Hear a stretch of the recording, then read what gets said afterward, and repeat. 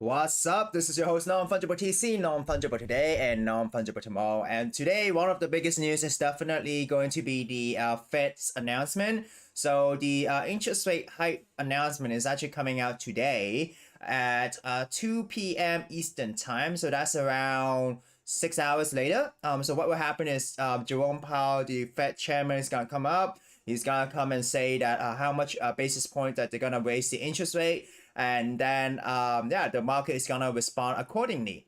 So right now a lot of people are expecting the Fed to raise an interest rate hike by 3/4, which is 75 basis point, and then signal it could slow the pace. So people were expecting that they're gonna raise interest rate hike by 75 basis point. And to be honest, 75 basis point in the past was high, but in the last few times they also raised it by 75 basis point, and therefore the market is kind of treating this as normal, right? Because this is a high rate hike.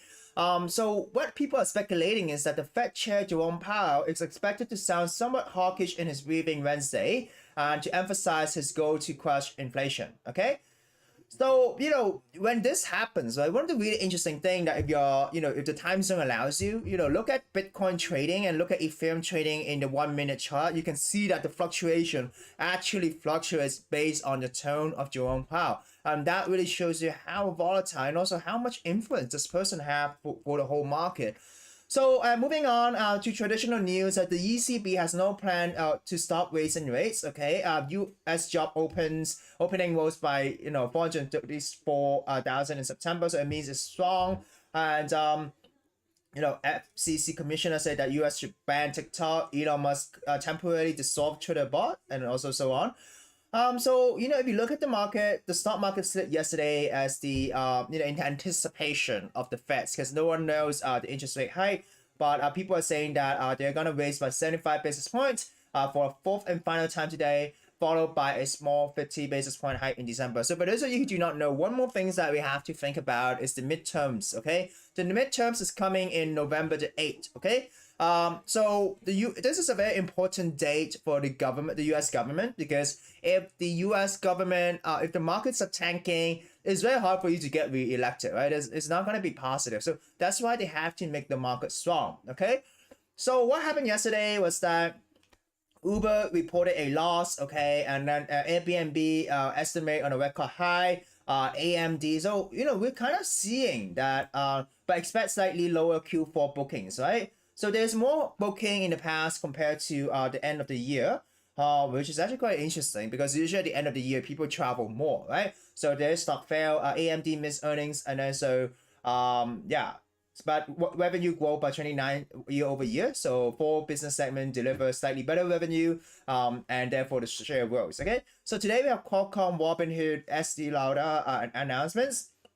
Thursday is actually quite important, which is tomorrow we'll have Coinbase. So Coinbase is one that you should be looking at, and to kind of a grasp of the retail consumer cryptocurrency market. So the ECB president says that they're gonna keep raising interest rate, even though there might be a recession, because they need to control the costs and stuff like that. So we'll see. Yeah, Bank of England set for biggest rate hike in 33 years as well. But then people are expecting there will be a pivot, which is a more dovish pivot, right? So yeah, as you can see, inflation is getting worse and worse. And also an article saying that crypto winter only to get worse. Okay, so easy money from venture capitalists and profit-seeking low interest rate has artificially inflated the valuation of many firms. So the winter is still here. Winter is coming when it comes to the crypto space. Okay, so. And the person who talked about this, right, is the Brightman, right? So Kathleen Brightman is also the co-founder of Tezos, I think, Tezos, which she co-founded. Okay, it's a smart contract platform. So she knows the space.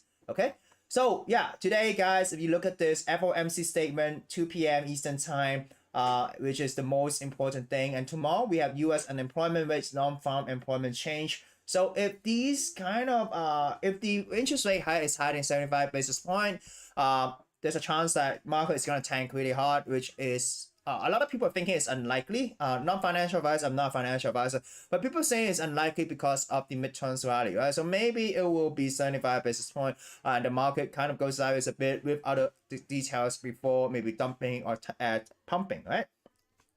So moving on, market in the general is kind of in the middle, like with red and green. If we look at crypto market is at a 1 trillion. So we're still at 1 trillion, which is strong. Crypto is kind of strong. You have Bitcoin at 20,000, so this is good. But it kind of took a dump. And if you look at Ethereum, 1,554. So Ethereum was yesterday around 1,600. So it kind of dropped by $50 a bit.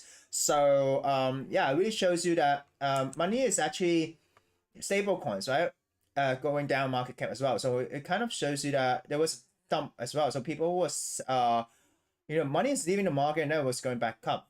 This is what you can deduce. And if you look at smart money, money is going back to Bitcoin. It's going back to USDC. So people are kind of nervous what to expect. So if you look at the crypto news today, if you look at this, Celsius creditor lawyers looking into whether the firm was a Ponzi scheme. So this is a report. Much trader reform can damage the blue checks anti-scam role. Ethereum founder Vitalik. So basically, I think they're trying to charge people $8 a month in order to get a verification tick. But then maybe that would, if what happens if people cannot pay, right? So crypto exchange there was actually hacked, which I'm going to share shortly. And Binance says crypto is the only stable thing amid financial turmoil, which I want to share something with you as well. So there was a report that says 75% of Uniswap tokens are rug pull. So crypto trader has its doubt. Okay. So they're saying that a lot of these tokens doesn't need to exist. Okay. And therefore claiming them to rug pull or failed to deliver. So I think an interesting thing is just 2 hours 2 hours ago, Miles posted this, right? CZ invests 500 million to help Elon Musk buy Twitter. Then Binance launches Bloomberg's index comprising of BNB, Doge, and Mas. Is ZZ hinting that these assets are going to be used for Twitter payment in the future, right? So what happened is that there's a new Binance future, and it is a futures of a bag of different type of cryptocurrency index that tracks BNB, Doge, and Mas, okay? So this was announced around maybe 2 hours ago, but what happened to BNB price, right? If you look at the BNB price, I would say it didn't do much to BNB price. If you look at the Dogecoin price, it really didn't do much to the Dogecoin price. But if you look at Mas increased by 56% in one day. So what is Mas? So Mas is a network, okay? So let's see, Mas is a protocol that allows users to send encrypted message over Twitter and Facebook. It essentially acts as a bridge between the internet and a decentralized network running on top. So it was initially launched in 2019, first use case of allowing Facebook and Twitter users to encrypt posts on social media platforms, which is related to Twitter, right? It supports it, right? So does it mean that there's does Binance know that maybe Mas will be used for Twitter in the future, to send encrypted messages and stuff like that, or the thing that Binance was saying that they're helping Twitter evaluate, would this token be something that we should look out for, right? But in one day, pumped by 56%, and then you even have the FOMC thing coming out. So you're bullish on this. I personally wouldn't chase the pump.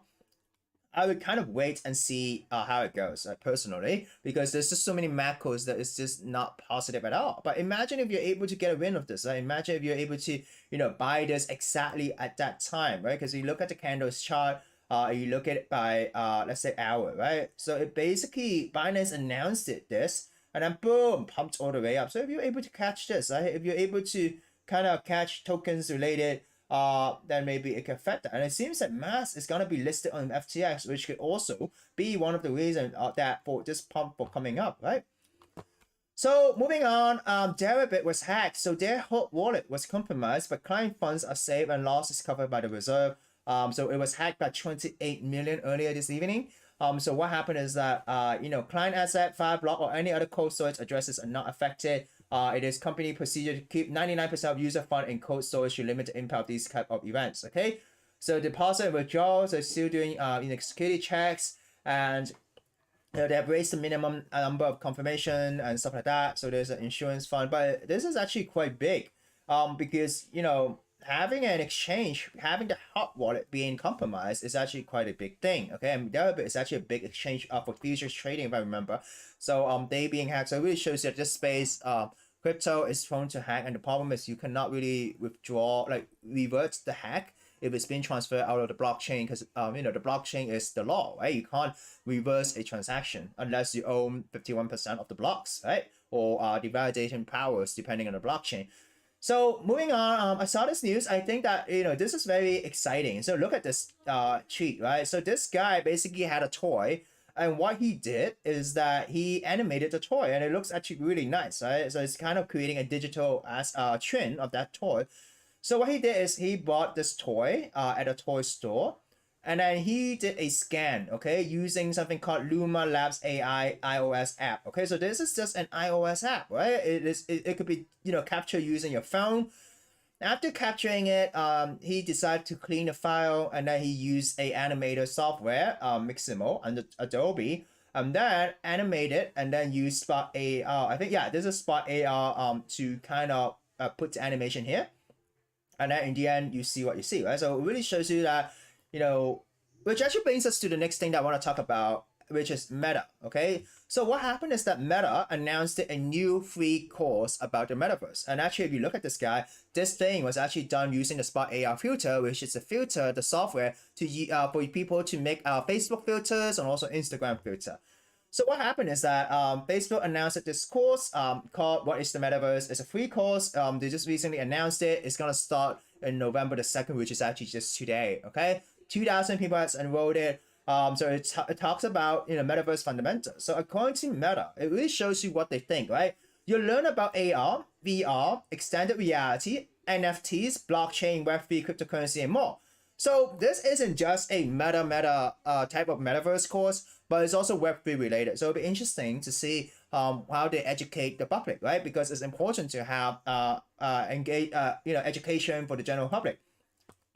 So syllabus, they're gonna go through what is the metaverse. They're gonna have videos and who's creating the metaverse, the creator economy, how they define it, metaverse verticals, like healthcare, city planning, like how can the metaverse be applied, money in the metaverse related to cryptocurrency, blockchain, metaverse responsibility, and how Meta themselves is building. So it's kind of like a CSR, corporate building brand thing. But at the same time, if you subscribe to this, and it's free of charge anyways, you'll kind of see what Meta really thinks of the metaverse and what it has to do with the Web3 space, right? Because they're going to cover blockchain NFT as well.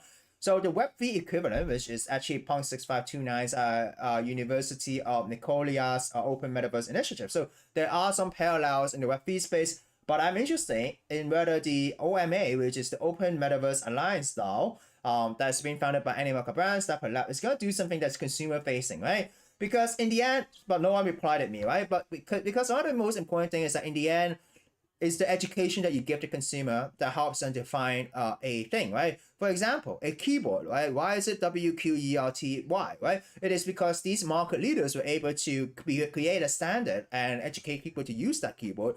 Then it became the keyboard of our choice, right?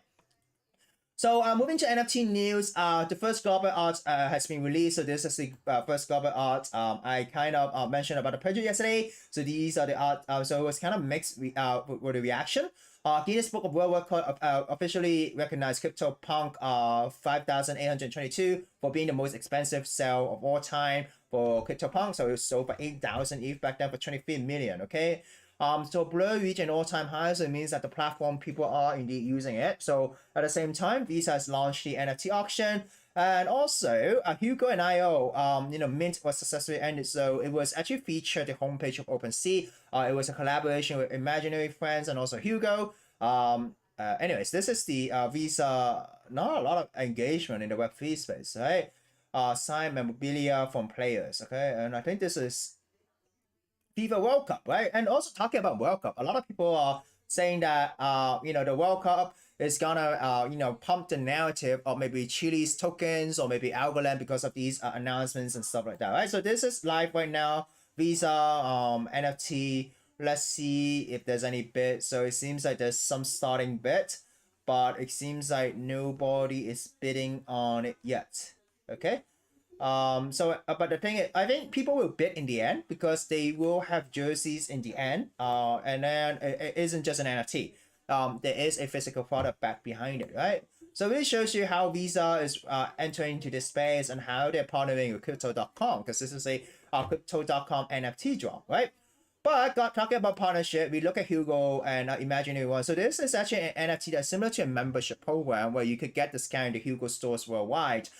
They are selling at 0.8 ETH right now. So let us see how much was the mint price. So it was kind of minted at 0.25, so it is a 3x, 4x, okay? But they sold out in a bear market at a 0.25. 0.25 is actually not a cheap price. Actually, KPR versus actually minting tomorrow for 0.2. But it's not really a cheap price, but it shows you that Web2 brands do have that brand power to command a higher mint price and make it successful, right? So that's it, guys. Share the content. Remember to like and subscribe. This is your host, Non-Fungible TC, signing out.